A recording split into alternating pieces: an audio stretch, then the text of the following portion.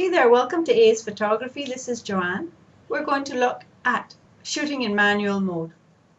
I heard it said that all real photographers always use manual mode. And I say, yeah, maybe before there was the exposure compensation button. But I do like my manual mode. There are times when you look at a scene and you can see that your subject is either very bright or very dark, and the background is totally different. If you have a very dark subject in the shade and you have a very bright background, your camera may not make the same decision that you will make.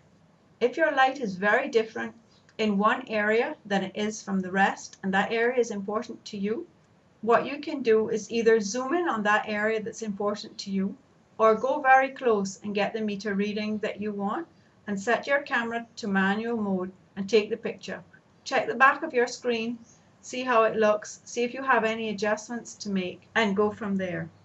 Anytime that you see that your lighting is iffy, you can either go into manual mode and meter for your subject, or you can try one of the other modes and use the exposure compensation button and make it either darker or lighter. That's the great thing about digital photography. I like to use manual mode when I use my flash, because as we mentioned when we were talking about aperture priority, it's the aperture that determines the light that hits the sensor when you use your flash. If you put your camera into manual mode and you meter for the ambient light and then you use your flash, you can get a very nice picture. When you take a picture, your shutter goes across your sensor from one side to the next, and it takes a certain amount of time to do that.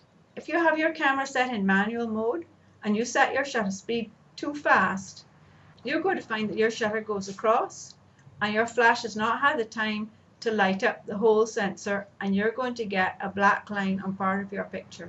There are also times when I want to use a particular manual settings. Sometimes it's shooting sports, and I don't particularly want to be watching the meter all the time.